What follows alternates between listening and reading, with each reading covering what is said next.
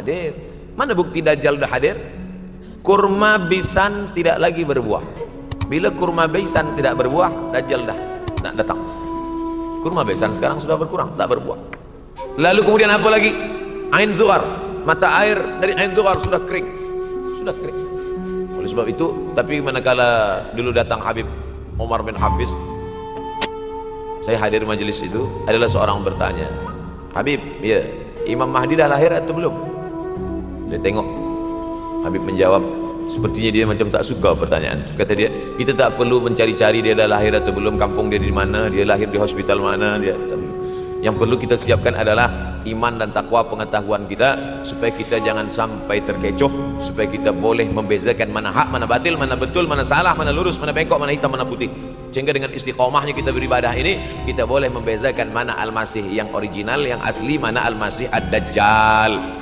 Makanya tadi sebelum salam kita berkata, Allahumma inni a'udzubika min azabi jahannam wa min azabil qabri wa min fitnatil mahya wal mamat wa min syarri fitnatil masihid dajjal. Nanti di akhir zaman itu akan banyak pembunuhan. Dulu pun banyak juga pembunuhan, tapi tak banyak sekarang. Pembunuhan di Palestin sampai sekarang tak berakhir. Dulu imam-imam masjid, imam salat tarawih dulu di Masjidil Haram, Allahumma ansuril Islam wal muslimina fi Palestin. Dulu satu. Selepas itu bertambah, Allahumma ansuril Islam wal muslimina fi Palestin wa Suriah. Selepas itu bertambah lagi, Allahumma ansuril Islam wal muslimina fi Palestin wa Suriah wal Yaman. Diambil dari kita, diambil dari bab zuhurul fitan. Zuhur muncul, tampak, datang. Fitan jamak dari kata fitnah. Fitnah satu, dua fitnatan, tiga fitan. Diriwayatkan dari as-sahabi al-jalil, sahabat yang mulia, bernama Abdurrahman, ayahnya Sakhar, kampungnya Daus. Nama lengkapnya Abdurrahman bin Sakhar ad-Dausi. Kerana selalu membawa kucing dipanggil Abu Hurairah. Nabi memanggil dia, ya Abahir, wahai bapak kucing. Ya Abahir, wahai engkau orang yang selalu membawa kucing. Hatinya lembut tak sampai hati dia menengok ada kucing tak makan, dia bagi makan. Abu Hurairah radhiyallahu anhu. Apa kata Abu Hurairah radhiyallahu anhu? Aku mendengar Nabi SAW bersabda, di antara tanda-tanda dekatnya hari kiamat itu adalah, dalam hadisnya ada 5. Yang pertama, yataqarabus zaman. Zaman, masa, waktu makin pendek, makin singkat, makin tak terasa. Dulu nampak budak-budak, sekarang sudah jadi mak budak-budak. Dulu nampaknya lama zaman masa ni, sekarang cepat saja. Dari pagi ke petang, petang ke pagi, pagi ke petang, petang ke pagi. Bahkan sekarang ada pula orang yang tak tahu petang, tak tahu pagi, pagi tidur, petang tidur. Yataqarabuz zaman. Tanda-tanda kiamat, fitnah akhir zaman sudah dekat adalah yataqarabuz zaman. Kata Nabi SAW, waktu tak terasa. Tak terasa, tak terasa dah engkau dah datang. Tak terasa waktu begitu cepat, engkau sudah datang saja nak menagih hutang. Orang berhutang ni pun rupanya tak terasa juga orang datang. Yang memberi pinjaman pula terasa lama betul. Apakah beza antara 5 minit dulu dengan 5 minit sekarang? Sama. Apakah beza antara 24 hours, 24 jam dulu dengan 24 jam zaman Nabi dengan 24 jam zaman sekarang? Sama. Tak ada beza. Mataharinya sama, bulannya sama, buminya sama. Yang berkeliling mengelilingi matahari sama. Apa yang membuat berbeza? Apa yang membuat zaman itu yataqarabuz zaman? Ada hal-hal yang membuat kita sibuk. Dulu tak ada google.com, dulu tak ada Facebook, dulu tak ada Twitter, dulu tak ada BBM, dulu tak ada Instagram. Sekarang waktu habis. Bila kita tanya orang mana yang lebih lama, 5 minit atau 50 minit, semuanya sepakat mengatakan 50 minit lama, 5 minit kejap. Saya tanya 2 kali, pelajar-pelajar, penuntut-penuntut, mana yang lebih lama, 5 minit atau 50 minit? Semuanya berkata 50 minit lebih lama daripada 5 minit. Lepas tu saya balik, mana yang lebih lama? 5 minit menunggu azan maghrib bulan puasa, 50 minit status FB, Instagram. Oh, lebih lama 5 minit menunggu azan maghrib. 5 minit menunggu azan maghrib bulan puasa macam-macam mati jam. 50 menit hilang waktu tak terasa. Itu menunjukkan hadis Nabi itu, semakin saya baca hadis Nabi, makin kuat keyakinan saya, makin kuat iman saya, makin hilang keraguan saya bahwa yang berbicara ini bukan manusia biasa, tapi dia dapat wahyu dari Allah. Wa ma yantiqu 'anil hawa in huwa illa wahyun yuha, melainkan wahyu dari Allah Subhanahu wa taala. Yataqarabuz zaman, masa begitu cepat berlalu tak terasa. Sebulan seperti sepekan, sepekan seperti sehari, sehari seperti sesaat. Akhirnya kita pun kehilangan waktu, habis. Saya Ustaz Abdul Somad, memang zaman ini tak terasa cepat betul. Rasa-rasa kejap, dah bulan Ramadan. Tak terasa baru saja Idul Fitri, dah masuk bulan lagi. Masya Allah, begitu cepatnya masa berlalu.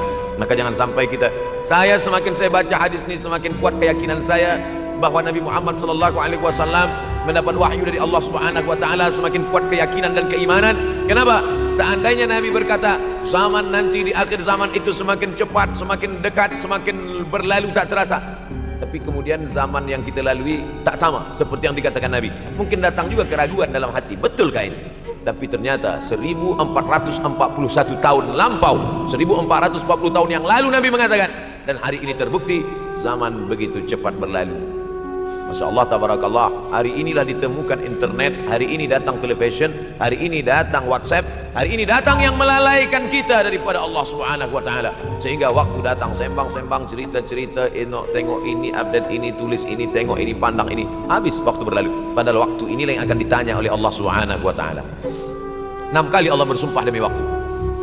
Terbit fajar, wal fajri wa layalin nashr, masuk waktu subuh, was-subhi idza tanaffas, masuk waktu duha, wad-duha wal-laili idza saja, masuk waktu siang, wan-nahari idza tajalla, masuk waktu asar, wal-asri innal insana lafi khusr, masuk waktu malam. 2 kali Allah bersumpah demi waktu malam, wal-laili idza saja, wal-laili idza yaghsha. Kenapa hadis ini yang Ustaz bahaskan? Kami nak mendengar hadis tentang Dajjal dah lahir atau belum? Dajjal udah hadir.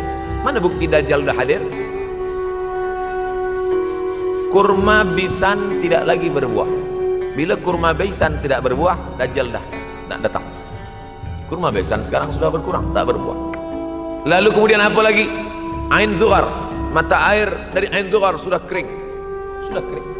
Oleh sebab itu, tapi manakala dulu datang Habib Umar bin Hafiz, saya hadir majelis itu, adalah seorang bertanya, Habib, ya, Imam Mahdi dah lahir atau belum? Saya tengok Habib menjawab, sepertinya dia macam tak suka pertanyaan. Kata dia, kita tak perlu mencari-cari dia dah lahir atau belum, kampung dia di mana, dia lahir di hospital mana, dia tak perlu. Yang perlu kita siapkan adalah iman dan takwa, pengetahuan kita, supaya kita jangan sampai terkecoh, supaya kita boleh membezakan mana hak, mana batil, mana betul, mana salah, mana lurus, mana bengkok, mana hitam, mana putih. Sehingga dengan istiqomahnya kita beribadah ini, kita boleh membezakan mana Al-Masih yang original, yang asli, mana Al-Masih Ad-Dajjal. Makanya tadi sebelum salam kita berkata, Allahumma inni a'udzubika min adzabi jahannam wa min adzabil qabri wa min fitnatil mahya wal mamat wa min syarri fitnatil masihid dajjal.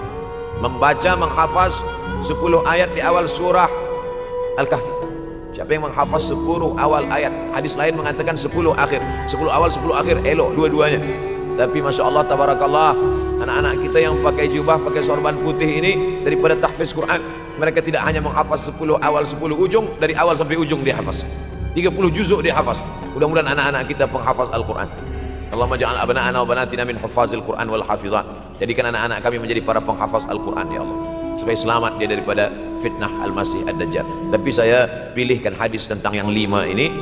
Dengan 5 ini kalau kita amalkan, insya Allah Allah akan selamatkan kita dari fitnah akhir zaman ini. Yang pertama, manfaatkan waktu, kerana waktu di akhir zaman ini yataqarabus zaman, kerana waktu semakin dekat tak terasa, hilang, berlalu. Maka isilah waktu ini dengan ibadah.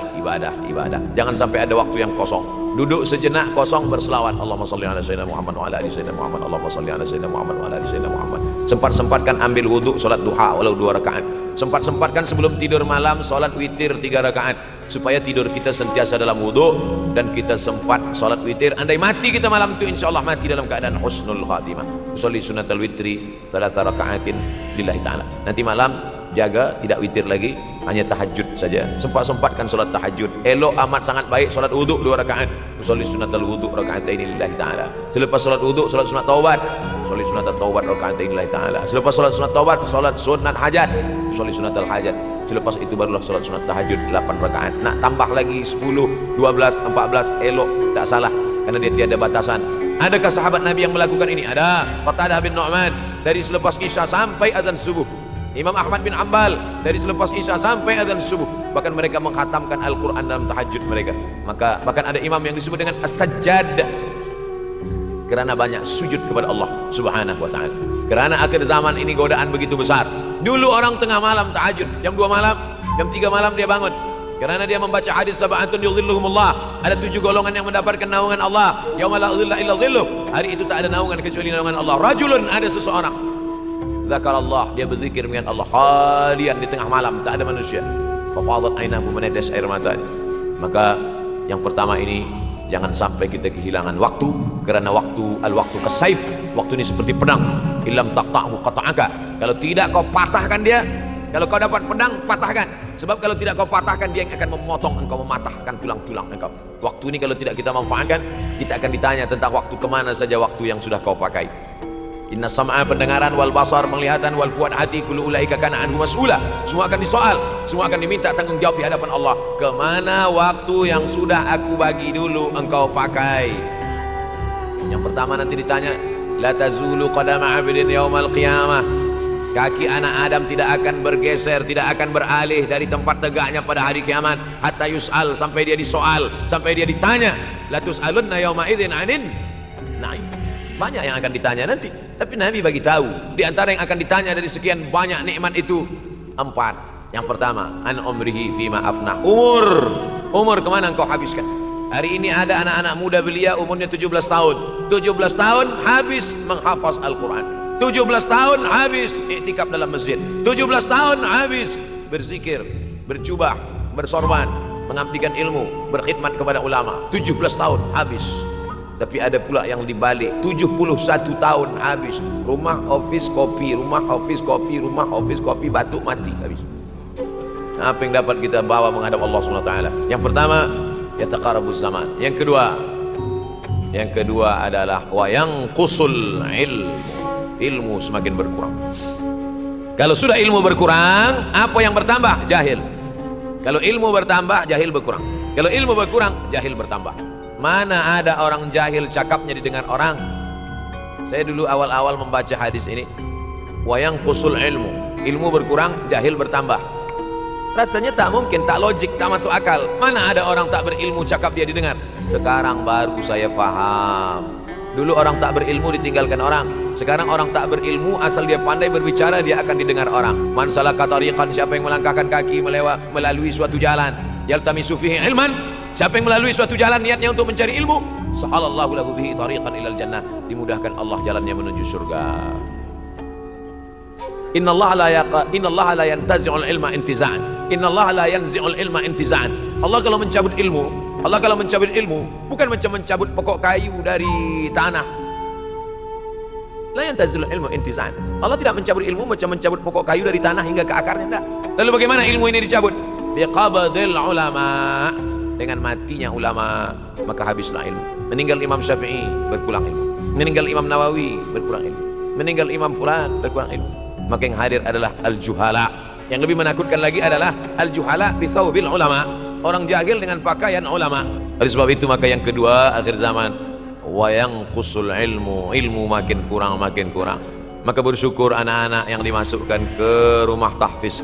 Kalau ada rumah tahfiz di kampung biasa, kalau ada rumah tahfiz di desa, dusun biasa, tapi ada tahfiz di tengah kota besar Kuala Lumpur, masih ada lagi rumah tahfiz Quran. Siapa yang mewakafkan rumah tahfiz? Siapa yang memberikan beras? Siapa yang memberikan duit? Siapa yang memberikan belanja? Siapa yang mengirimkan ustaz? Masya Allah, tabarakallah. Maka ini semua mudah-mudahan kita istiqamah semuanya insya Allah. Supaya apa? Supaya lahirlah anak-anak kita yang alim, berilmu. Karena ini makin banyak orang jahil, alftau bi ghairi ilmin, memberikan tazkirah fatwa tanpa ilmu.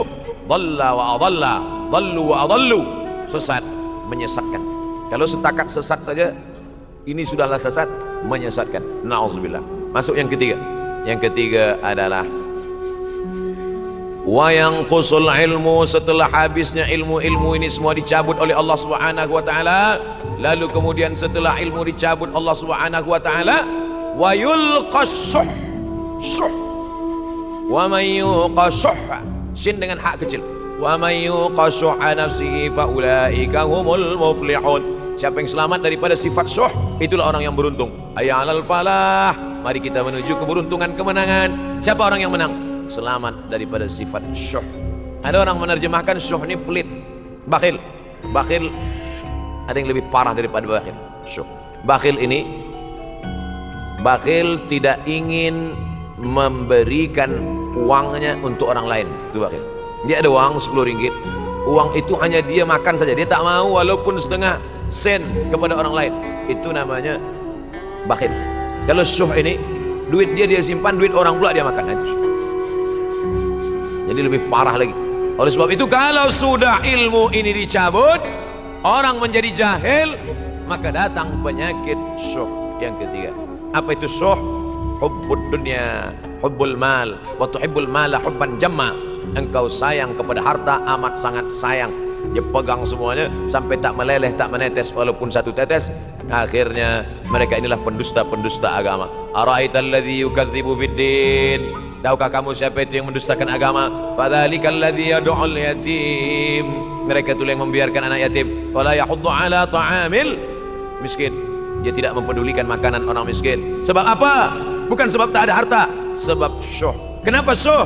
Sebab tak ada ilmu. Tak ada ilmu tentang akhirat. Dia pegang, dia simpan, mati, habis. Yang dia bawa hanyalah 1, 2, 3 helai kain kafan saja. Itulah mengapa Sultan Turki, Sultan Muhammad Al-Fatih, Sultan Abdul Hamid, coba tengok gambar Sultan Muhammad Al-Fatih, Sultan Abdul Hamid Turki dulu. Sorban dia besar-besar. Saya dulu terkejut, lama saya tengok, kenapa sorban orang Turki ini besar-besar. Lama-lama saya baca rupanya sorban orang Turki itu kain kafan. Tuan-tuan balik dari sini beli kain kafan 2 meter, ikatkan kepala, bawa semayang supaya ingat mati. Bolehkah menyiapkan kain kafan? Baca kitab Tambihul Mughtarrin, peringatan bagi orang-orang yang tertipu. Di situ ditunjukkan banyak ulama, bahkan mereka menggali tanah di dalam rumahnya. Malam-malam dia tahajud, selepas tahajud dia duduk di dalam tanah itu supaya terasa bagaimana rasanya mati. Gali tanah 2 meter, masuk ke dalam. Tapi kalau nak buat itu kita saja dengan Allah. Jangan pula, banyak juga orang sekarang udah gali tanah masuk ke dalam, streaming pula. Hai guys, nak rasakan mata? Mana boleh terasa? Kita saja masuk ke dalam, rasakan macam mana rasa. Sebab kalau cakap saja, marilah kita ingat mati, takutlah kita pada mati. Kita tak tahu bagaimana rasa mati. Kalau nak merasakan bagaimana harus mati, nanti kalau ada orang mati meninggal dunia, masuk kita ke dalam, kita sambut jenazah, kita letakkan, kita duduk, rasakan. Ketika Fatimah meninggal, Fatimah emak Sayyidina Ali meninggal, Nabi masuk ke liang lahat. Masuk Nabi ke liang lahat, Nabi berdoa di dalam. Ketika Utsman bin Maz'un meninggal, Nabi masuk ke dalam, Nabi pegang jenazah Utsman bin Maz'un, meleleh air mata Nabi, turun ke misai, turun ke janggutnya, turun menetes sampai ke bawah. Merasakan bagaimana rasanya di dalam. Dulu saya pernah berjumpa dengan seorang pemuda, telinga dia pakai anting suang, lalu kemudian saya tengok banyak tato dia. Saya tanya, macam mana cerita awak bertaubat dulu? Mak saya meninggal, Ustaz Abdul Somad. Lepas tu saya tegak di tepi kubur. Macam ada yang menolak saya di belakang, masuk saya ke dalam. Masa masuk itulah terasa sejuk di kaki, datang rasa takut saya.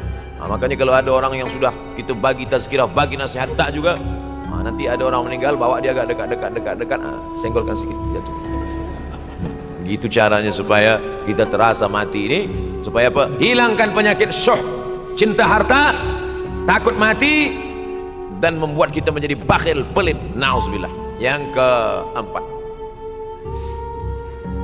wa tazharul fitan. Ini yang terkait dengan tajuk kita yang keempat. Wa tazharul fitan. Banyaklah fitnah, siksa. Dulu masa saya kelas 1 madrasah tahun 1990, berkumpullah kami bersama-sama dengan cikgu mengkaji masalah apa? Masalah Bosnia Herzegovina, mengamuk Slobodan Milosevic, menghancurkan umat Islam di Bosnia. Sampai ada yang meminta fatwa kepada Syekh Yusuf Al-Qardawi, bolehkah perempuan yang perempuan Bosnia yang dirogol tentara Serbia hamil, bolehkah dia menggugurkan anaknya? Kata Syekh Yusuf Qardawi, tak boleh. Maka dia biarkan saja anak itu lahir dan dia tidak dianggap berdosa karena ini sudah takdir Allah SWT. Bagaimana mereka dibunuh? Maka makin banyaklah selepas Bosnia datang pula yang terjadi di Rohingya, di Uighur. Umat Islam berkumpullah, presiden-presiden negeri Islam di Kuala Lumpur. Erdogan datang, kumpul semuanya membahas bagaimana nak menolong Muslim Uighur. Rupanya umat Islam pun tak sanggup nak menolong. Apa yang boleh dilakukan di Uighur? Berdoalah umat Islam. Rupanya Allah kalau mau menolong mudah saja. mudah saja Allah menolong. Tidak datang rudal skat, tidak datang tentara, tidak datang senjata, cukup datang corona, selesai. Allah Subhanahu wa taala, wa makaru wa makarallah, mereka membuat tipu daya, Allah balas dengan tipu daya yang lain. In tansurullah, kalau kau tolong, ittaqu da'watal mazlum, takutlah kamu terhadap doa orang-orang yang teraniaya. Fa innahu laisa bainahu wa bainallahi hijab, karena di antara dia dengan Allah tak ada hijab sama sekali. Wa yakthurul wa tazharul fitan, banyaklah fitnah. Yang terakhir, yang kelima, wa yakthurul haraj, wa yakthurul haraj, banyak terjadi haraj, kata Nabi. Sahabat pun bertanya, ya Rasulullah, wa mal haraj, apa haraj itu ya Rasulullah? Kata Nabi SAW, al haraj al qatlu, nanti di akhir zaman itu akan banyak pembunuhan. Dulu pun banyak juga pembunuhan, tapi tak banyak sekarang. Pembunuhan di Palestina sampai sekarang tak berakhir. Pembunuhan Rohingya tak berakhir. Pembunuhan di Uighur, pembunuhan. Dulu imam-imam masjid, imam salat tarawih dulu di Masjidil Haram, Allahumma ansuril Islam wal muslimina fi Palestin. Dulu satu, lepas itu bertambah, Allahumma ansuril Islam wal muslimina fi Palestin wa Suriah. Selepas itu bertambah lagi, Allahumma ansuril Islam wal muslimina fi Palestin wa Suriah wal Yaman. Selepas itu bertambah wa Uighur wa, akhirnya wa fi kulli makan. Semakin bertambah. Oleh sebab itu maka ini di antara fitnah akhir zaman. Man lam yahtam bi amril muslimin falaysa minhum. Selepas kita kaji hadis ini, apa tujuan kita? Tujuan kita semakin menguatkan keyakinan, banyak-banyak beribadah, nasihatkan anak menantu, sahabat, jiran, tetangga supaya semakin istiqamah menjalankan syariat, rajin-rajin sholat berjamaah, banyak-banyak berzikir, khatamkan Al-Quran, banyak-banyak berifak, banyak-banyak bersedekah. Andai mati kita, insya Allah mati dalam keadaan husnul khatimah.